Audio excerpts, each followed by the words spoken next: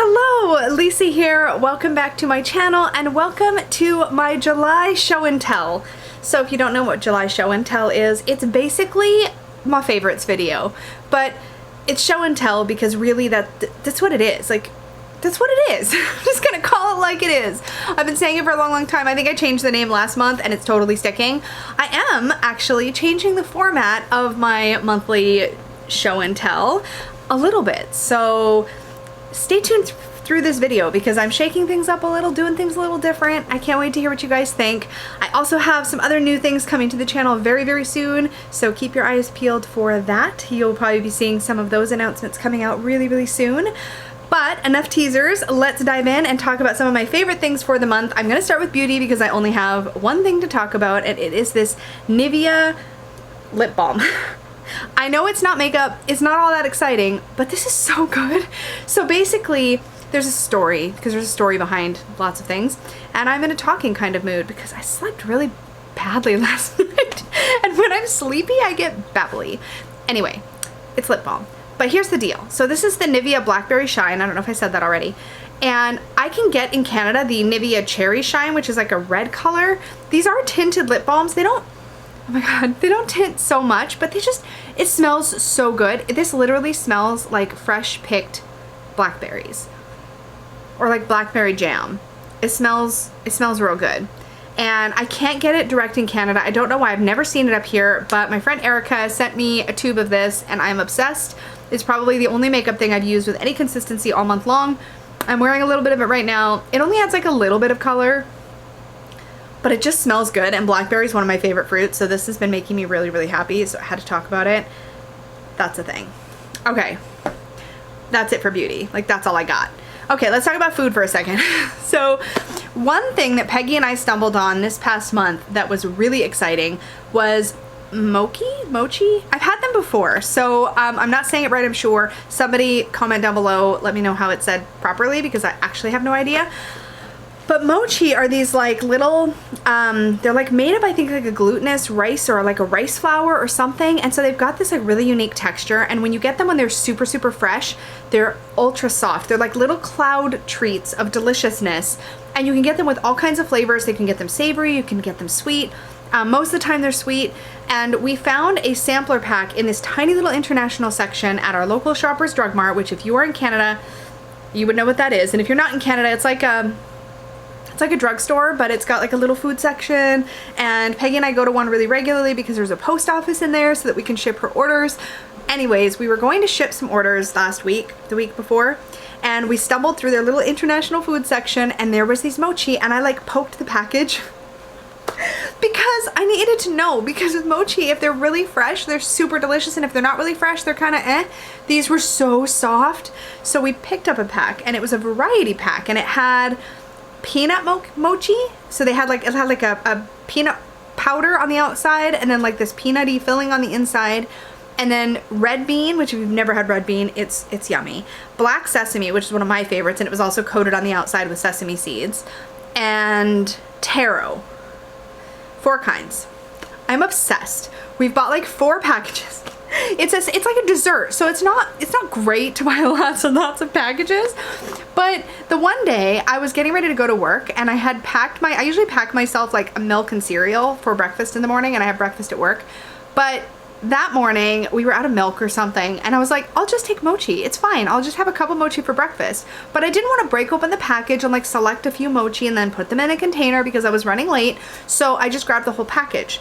And that day at work, I ate the whole package. So apparently I can't do that anymore.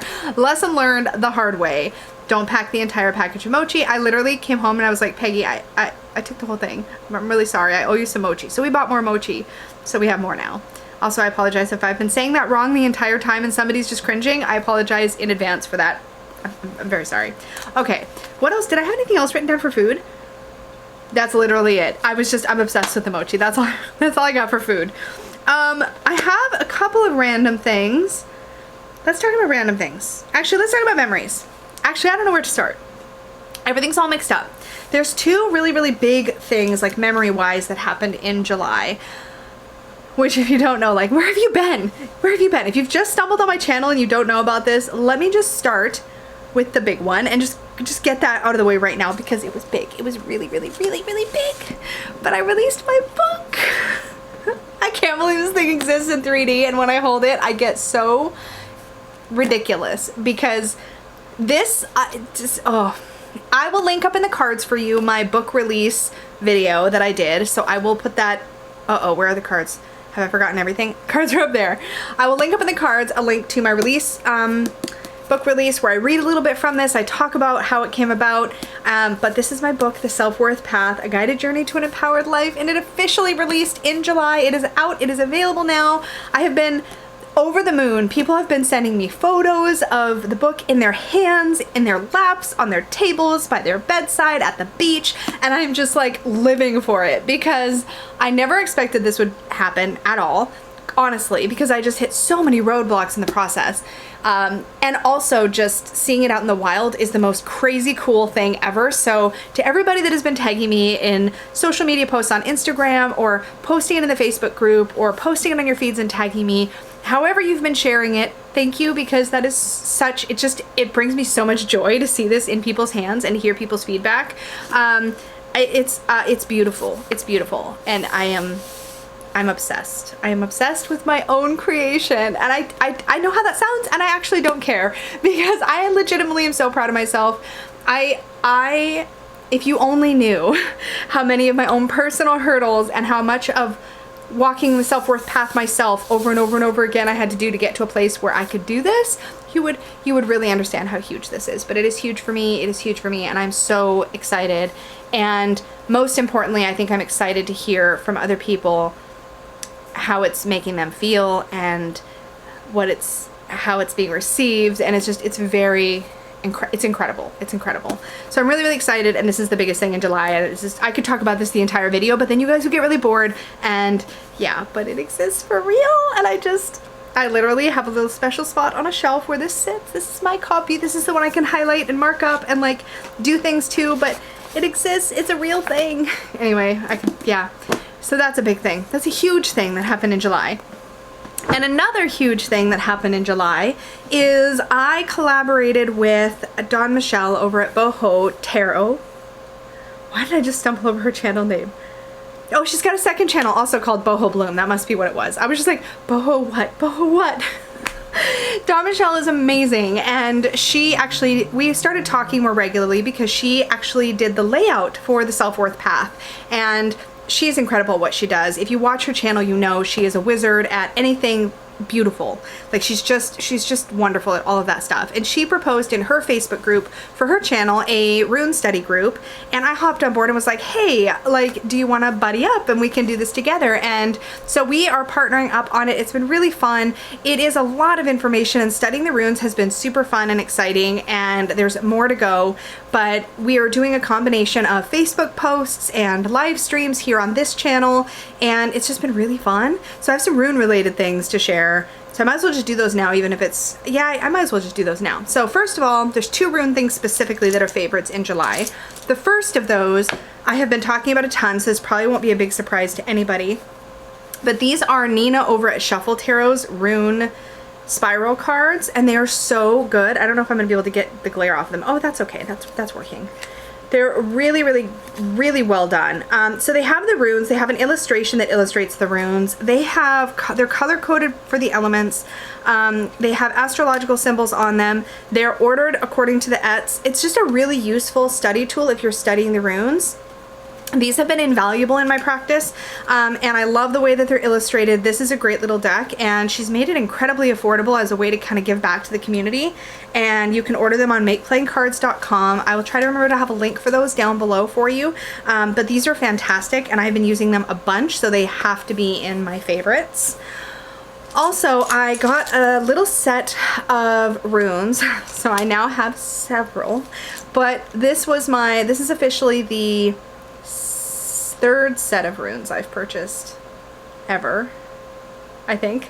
But these ones are actually from somebody local to my area, and they're actually made out of shells. So these are shell pieces that have been tumbled by the ocean. And I'm such a water baby that have, I hope they're showing up. I can't tell if the light is just totally washing them out.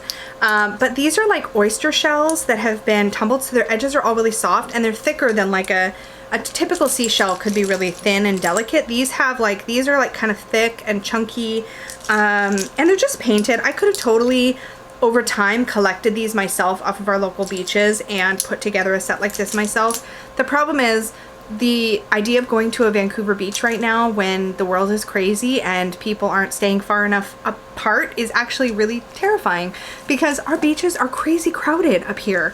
So there's that. And also the fact that finding these really nice tumbled pieces could take a while. So I'm really excited about these. I will try to remember to have a link to the Etsy shop where I found them down below.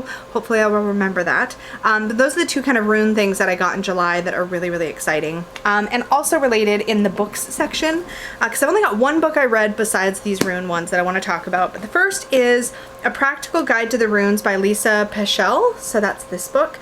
This one is like, I found this in a used bookstore for like literally, I think I paid like $4 exactly for this book. And all of these like little flaggies are because I have put a flag to mark each rune so that I can quickly go to whatever rune based on its, I don't know if you can see that, but so I can go to the rune based on the symbol here. And then the little flags here are for the ets, so I know which et to go to, and it just helps me to navigate this quickly. To me, this book reads like a pretty decent little guidebook for the runes. And I wanted to have a couple sources that I could go to for just basic rune information, and this one has been good. It hasn't been my absolute favorite so far. I actually have to say that my favorite guidebook to go to for runes has been Nina at Shuffle Tarot's Rune Spirals guidebook. So this was ordered from lulu.com and it does accompany her deck. What's nice though is that it has the full size, full color images from her deck in it. So I've just been using this as a general rune guidebook, not just with her cards, but like with any of my runes. And I find the information in here is really good. I feel like it covers like the basics. You get keywords, you get information on whether or not the rune is reversible, and then you get some information over here on the side. And this includes things like a little bit about the mythology that may or may not have something to do with this rune. It's been really whetting my appetite for more study. And I just think it's really well done. So those are the sort of study nonfiction books I've been reading this month.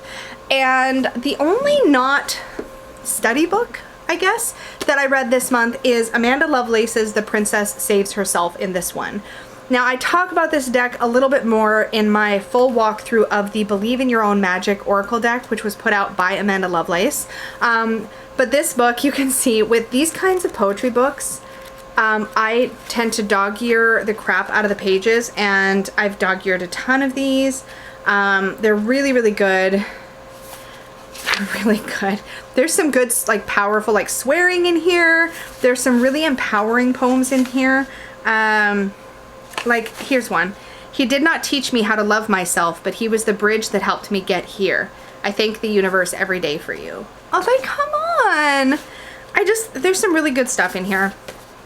If you like, I mean, I've talked about the kinds of poetry books that I like before, so you guys probably have a pretty good idea of my taste right now, but I love She Book Volume 1 and Volume 2 by Tanya Marcool. I love Jenna Cecilia. I think it's Jenna Cecilia or Jenna Celia. I Am More Than a Daydream.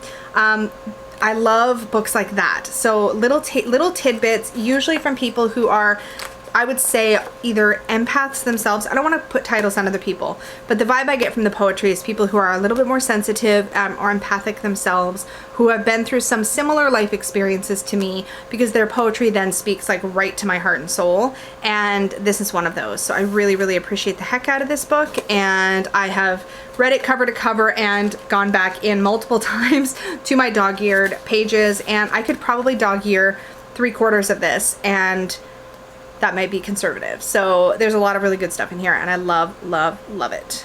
Okay, what else do I have category wise? Okay, so there's a couple other random things. So I talked about the runes. Oh, also, so Dawn Michelle actually sent me a couple really beautiful little beaded gifts for my birthday when she sent me my not my author copy, but my proof copy of the book. It's a whole long story, but like basically I had to send the proof copy to her first because she was in the States and Amazon was not shipping the proofs to any other country but the US.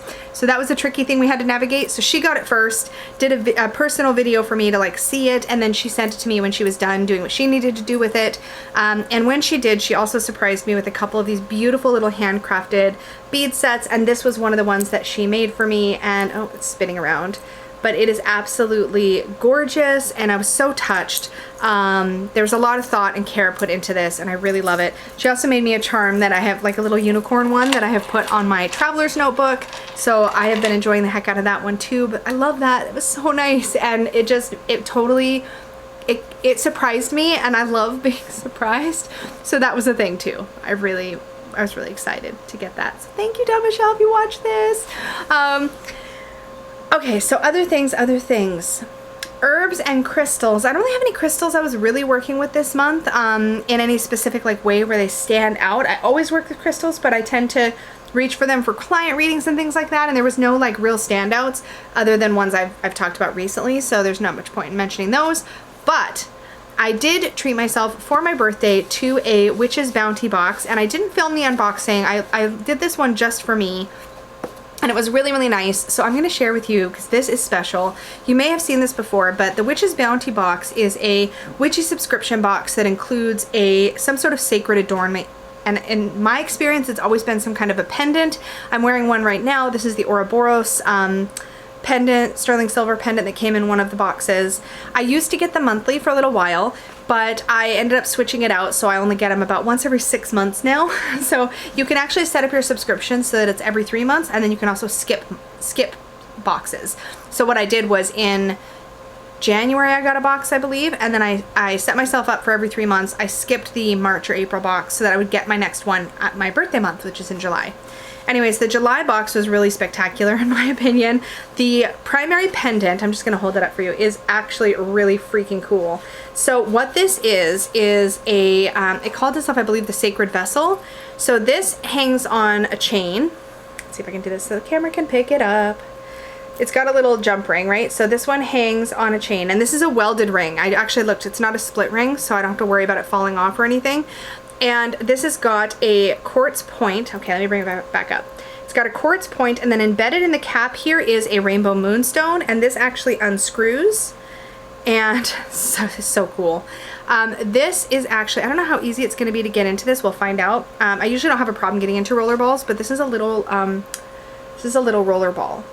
How cool is that? So you can actually create your own custom essential oil blend, and you can put it in here.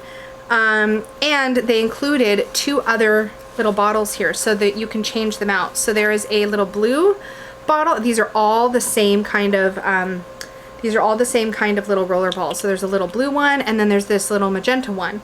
And because they're each a different color, you could create 3 different blends, and you could change them out and just wear whatever one you need to have with you that day. I think this is such a cool product and something I'm definitely going to get a ton of use out of.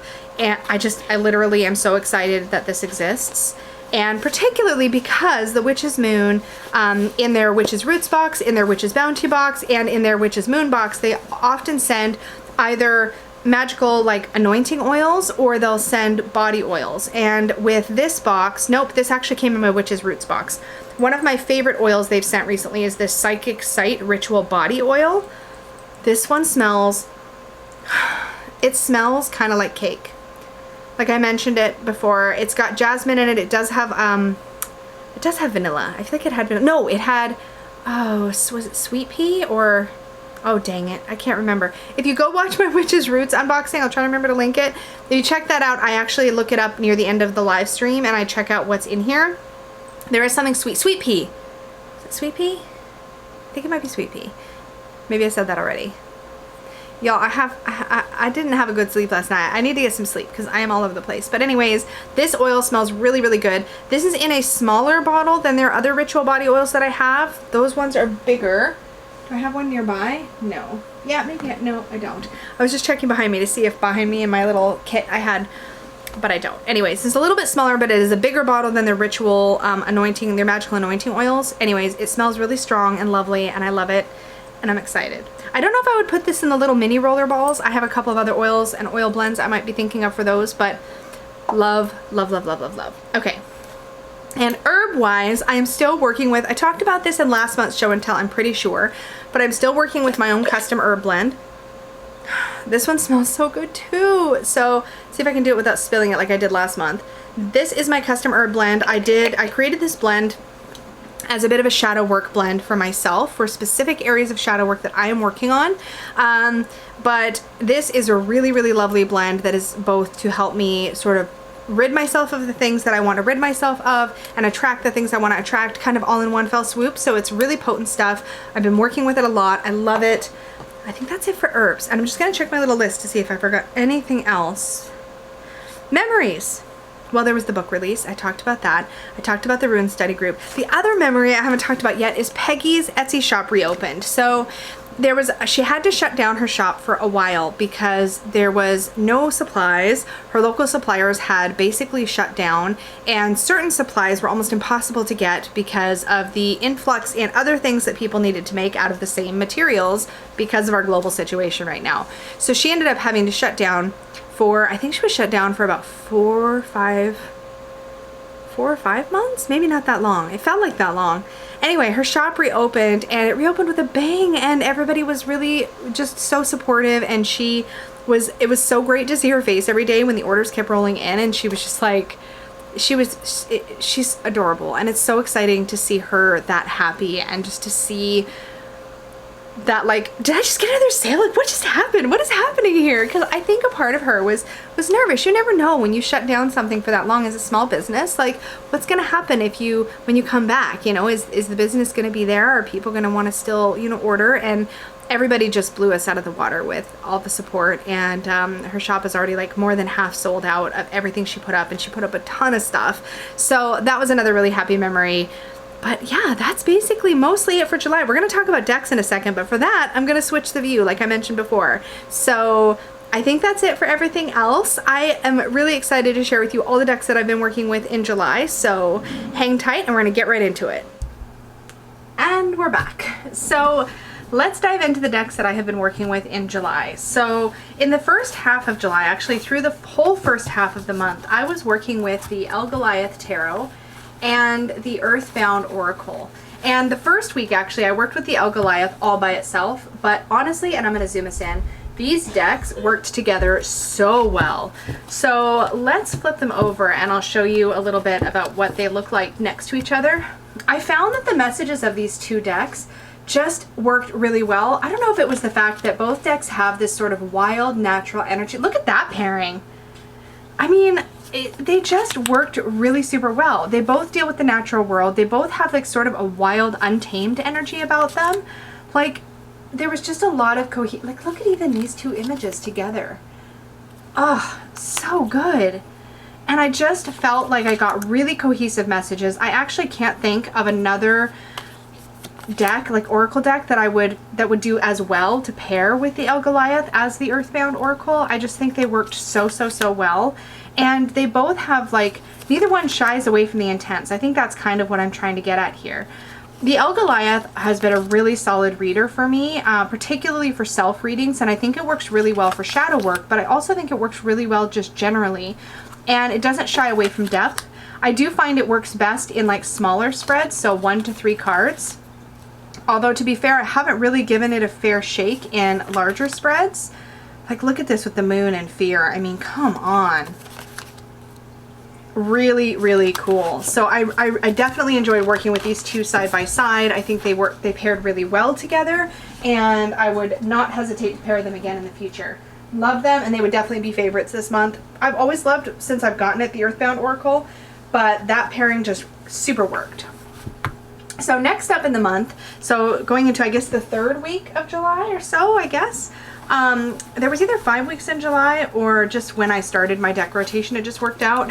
But I was working with the Illusory Tarot, and Colette Barron reads Wisdom of the Oracle. So the Wisdom of the Oracle deck is one that I have trimmed. So I took the borders off and I edged it in these really pretty pastels. But these two decks worked super well together. I wasn't quite sure.